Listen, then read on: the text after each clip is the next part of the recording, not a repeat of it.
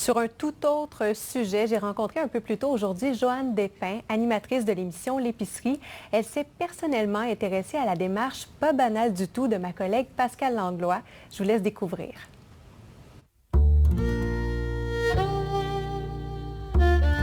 Merci Joanne de nous recevoir chez vous. Merci à vous d'être là. Voilà, chez vous qui est un petit peu chez nous, hein? On est en Mauricie. Ah oui, oui, petit chalet typique, bord de lac. J'ai passé tous mes étés dans ce type de chalet-là, puis je rêvais d'en avoir un à moi. Alors, le rêve qui est concrétisé.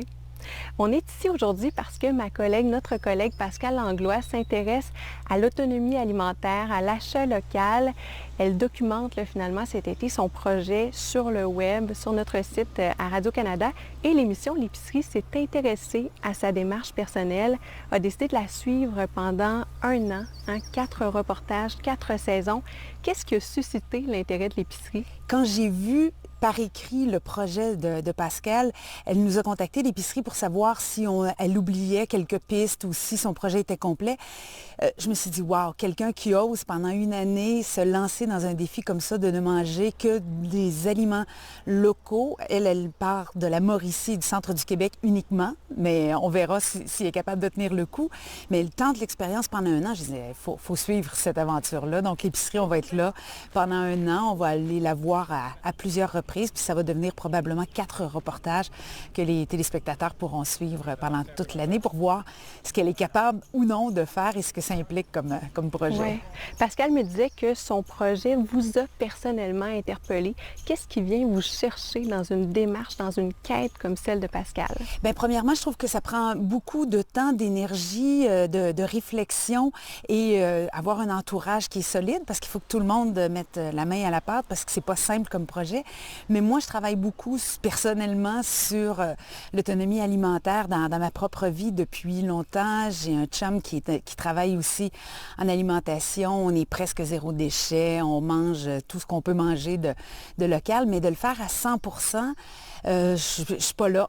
Ouais. Et je suis peut-être pas prête à faire tous les sacrifices. Que Pascale tente le coup, je trouve ça inspirant pour les téléspectateurs parce qu'on dit qu'on a à peu près 30% dans nos épiceries d'aliments du Québec. Si on était capable tous de monter à 35, 40 ou 50%, je me dis peut-être que Pascale va en inspirer plusieurs à augmenter un petit peu le pourcentage puis à aider encore plus l'industrie, l'économie, les producteurs québécois. Tellement. Cette statistique-là, elle est particulièrement marquante. Et cette semaine, Pascale me dit frôler le 80%. Wow! Comme quoi, c'est possible, hein? C'est sûr que là, en plein été, c'est beaucoup plus simple, mais en même temps, si on planifie le tout à la saison des récoltes, assurément, on peut être plus autonome. On a des régions qui sont des régions nourricières. La Mauricie est un exemple. Il y a plein de productions. Il y a des productions maraîchères, mais il y a aussi des éleveurs. Il y a des grains, des céréales qui se font. Il y a des moulins. C'est pas dans toutes les régions.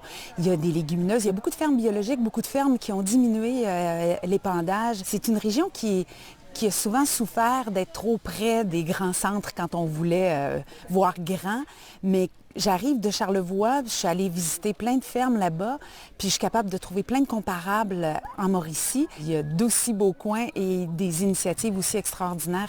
Donc, vous êtes venu avec l'équipe de l'épicerie passer 2 jours déjà en Mauricie, 2 journées de tournage. Comment ça s'est passé? À quoi est-ce qu'on peut s'attendre?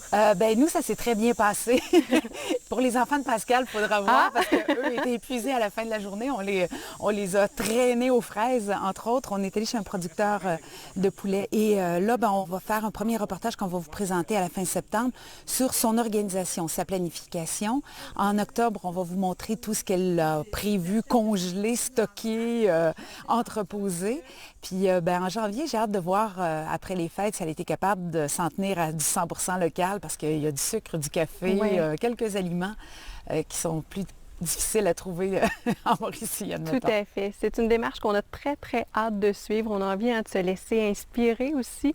Merci de suivre notre collègue. Merci d'embarquer dans ce projet-là. Puis merci de nous avoir accueillis aujourd'hui. C'est un plaisir.